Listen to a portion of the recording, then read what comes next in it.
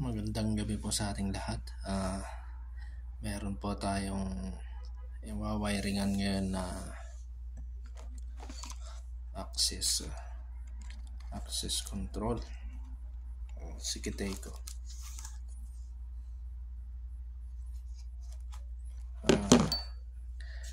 Ito po yung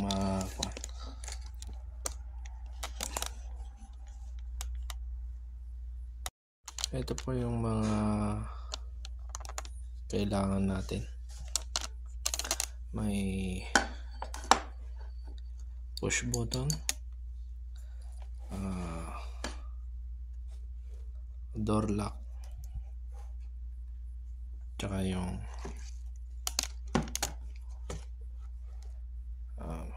biometric natin. Gagawin natin access control. Yung power supply.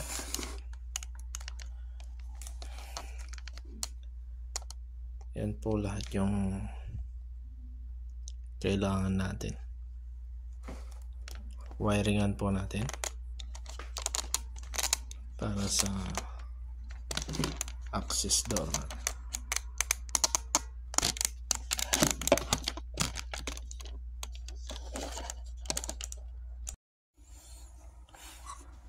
Okay po, wiringan po natin ito. Ito po yung positive ng power supply, 12 volts lang po. Positive ng power supply. Positive din ng power supply ng biometric natin. Positive din. Positive and negative. Ayan na. Tapos po yung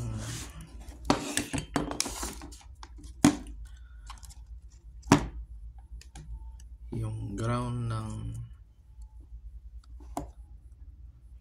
ng biometric, lalagay po natin sa common ng push button.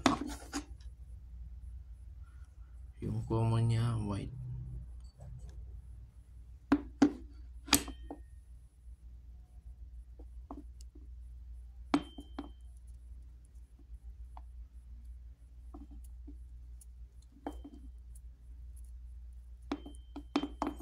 At itong blue color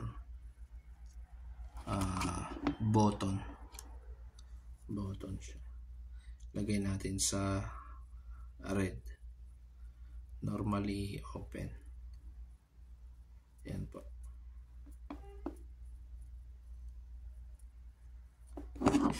Ito po yung push button. Yung button pumunta sa normally open, yung ground pumunta sa common. Tapos dito po yung negative, positive. Ito common, yung white yung yellow normally open, itong green normally close.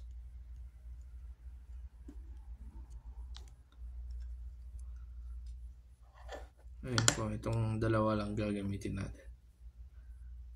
Yung positive ng magnetic lock, lalagay natin dito sa positive ng power supply.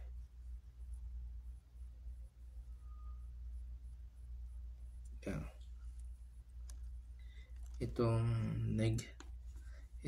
negative ng magnetic lock, ilalagay natin dito sa normally close ng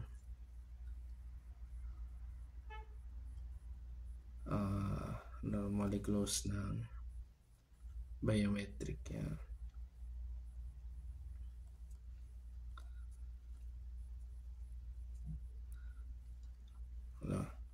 Tapos itong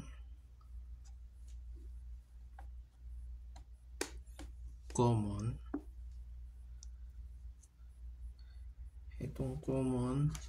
lalagay natin dito sa may negative ng power supply.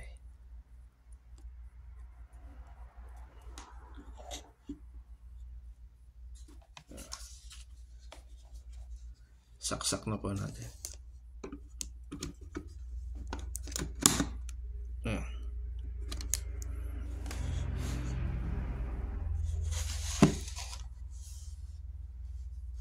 May power na po yung magnetic lock natin.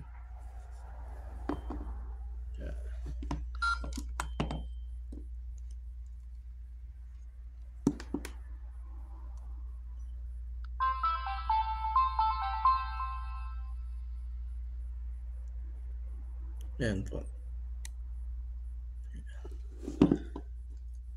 Test po natin yung push button. Kung mag-open po siya. Yun. Open na po siya. After 10 seconds, babalik po siya. Ayan. Ayan. Yan lang po yung connection niya. Ayan. Isa pa po. Ayan. 10 seconds, babalik po siya.